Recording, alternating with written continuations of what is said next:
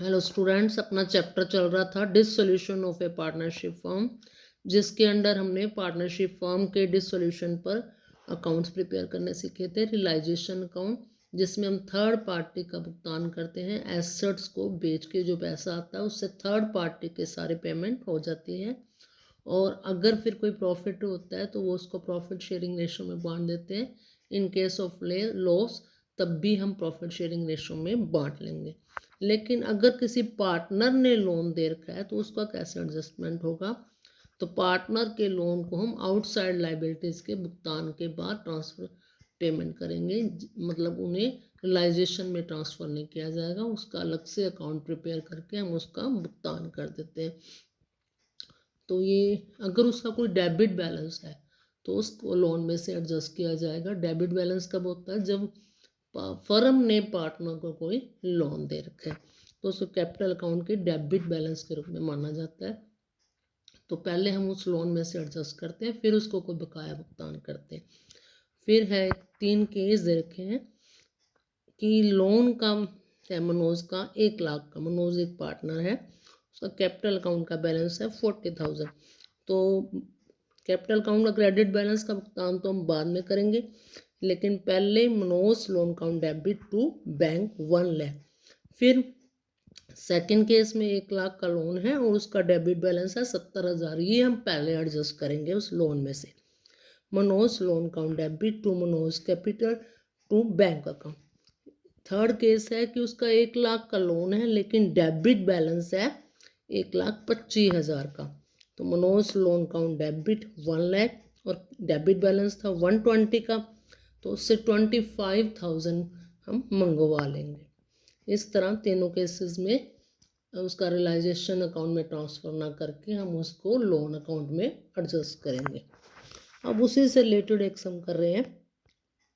Balance sheet दी हुई है D, ji and T की, और ये दे रखा है जी का लोन जो कि पार्टनर है, लाइबिलिटी साइड में दिया है इसको, लेकिन रियलाइजेशन में हम ट्रांसफ़र नहीं करेंगे। आर के लोन का करेंगे क्योंकि ये थर्ड पार्टी है। वर्कमैन कंपनसेशन रिजर्व भी एज इट इज़ ट्रांसफ़र होगा।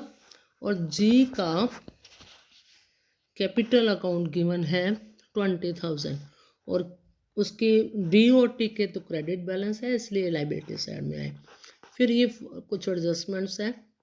डेटर्स लाइज हुई 28 के, क्रेडिटर्स और बिल्स पेबल्स का 10% डिस्काउंट पे पेमेंट करनी है। और स्टॉक लिया टी ने 15,000 में, और फर्नीचर सेल हुआ 12,000 में, लैंड एंड बिल्डिंग 280 में।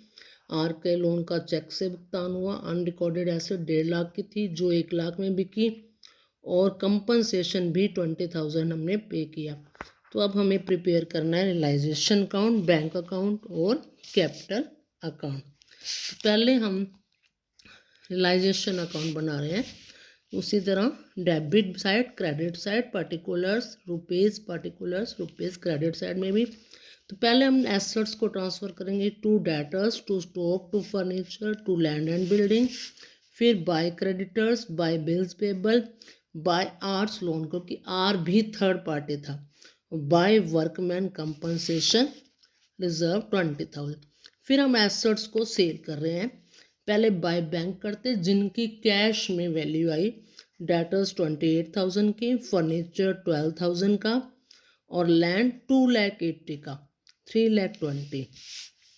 और एक टीन एसेट ली स्टॉक 15,000 में, जिस रेट में लेगा ये उसके कैपिटल अकाउंट में चला जाएगा। फिर है एक अनरिकॉर्डेड एसेट थी 1.5 लाख की लेकिन बिकी 1 लाख में, तो हम यहाँ 1 लाख ही दिखाएंगे।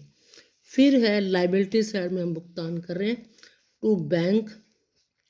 क्रेडिटर्स का था 10% डिस्काउंट पे, 50,000 का 10% बना 5,000, यानी 45,000 का पेमेंट करेंगे। इसी तरह बिल्स पेबल का 10,000 माइनस 1,000 9,000 हो गया। फिर आर के लोन का फिर ये हो गया 66,000। फिर एक वर्कमैन कंपनसेशन का क्लेम था वो पे कर रहे हैं 20,000। अब क्रेडिट साइड ज़्यादा है डेबिट साइड से, तो प्रॉफिट हुआ 1,31,000 का, दोनों का डिफरेंस। अब इसमें रेशो नहीं गिवन इसलिए ये रेशो इक्वल रहेगा, यानी 3 पार्टनर है तो 1/3 बांट लेंगे। बन गया 43,667, 43,667 और इसी तरह 43,600। ये पॉइंटों में आ रहा था, इसको हमने रुपीज़ में कन्वर्ट किया। फिर है जी का loan count by balance brought down 8,000 और उसका पेमेंट कर रहे हैं कि लोन अकाउंट की हमने अलग से पेमेंट करनी है। फिर बनेगा उसका कैपिटल अकाउंट। तो कैपिटल अकाउंट में जो क्रेडिट बैलेंस है डी और टी का, वो तो क्रेडिट साइड में आ जाएगा, लेकिन जो जी का डेबिट बैलेंस है वो आ जाएगा डेबिट साइड में कैपिटल अकाउंट के, टू बैलेंस ब्रॉट डाउन। फिर है वर्कमैन कंपनसेशन रिजर्व। कैसे बटा कि 26,000 का रिजर्व था, workman compensation reserve count debit 26,000 और रियलाइजेशन में लाइबिलिटी ट्रांसफ़र हुई 20,000 की। अब 6,000 है जो रिजर्व एक्स्ट्रा रह गया, तो वो हम तीनों पार्टनर्स में बांट देंगे in the profit sharing ratio, to D's capital, G's capital to T's capital, यानी इक्वल वर्कमैन कंपनसेशन रिजर्व अगर 2,000। फिर आता है अगर लॉस हो तो डेबिट साइड में, प्रॉफिट हो तो क्रेडिट साइड में। बाय रियलाइजेशन 43,667, इस तरह तीनों में हमने डाल दिया। फिर कोई पार्टनर अगर एसेट लेता है तो डेबिट साइड में, लाइबिलिटी ले तो क्रेडिट साइड में। ये सब में एसेट ली थी, टू रियलाइजेशन ब्रैकेट में शो कर दो कि कौन सी एसेट ली है। टी ने लिए 15,000 में। अब फर्म का समापन है तो क्रेडिट साइड और डेबिट साइड का डिफरेंस आ जाएगा 1,45,667, 25,667 और 1,86,606। तो इस तरह पार्टनर्स के कैपिटल अकाउंट्स का भी भुगतान हो। फिर हमने प्रिपेयर करना है बैंक अकाउंट। तो पहले इसमें डेबिट बैलेंस था 26,000 का, टू बैलेंस ब्रॉट डाउन। फिर एसेट्स को सेल करके जो पैसा आया वो जाएगा टू रियलाइजेशन 3,20,000। फिर एक अनरिकॉर्डेड एसेट को बेचा था, टू रियलाइजेशन ब्रैकेट में मेंशन करेंगे हम कि कौन सी एसेट है, अनरिकॉर्डेड एसेट। फिर है बाय रियलाइजेशन लाइबिलिटी पेड 66,000। फिर वर्कमैन कंपनसेशन पे 20,000, जी के लोन का भुगतान हुआ 8,000 और पार्टनर्स को जो हमने पेमेंट की वो सारी इसी में आ जाएगी, by D's capital, by G's capital, by T's capital. इस तरह सबका भुगतान कर दिया जाता है।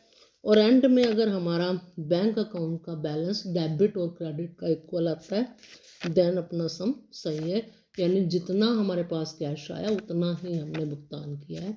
तो तब हमें क्लियर हो सकता है कि हमारा सम एक्यूरेट है।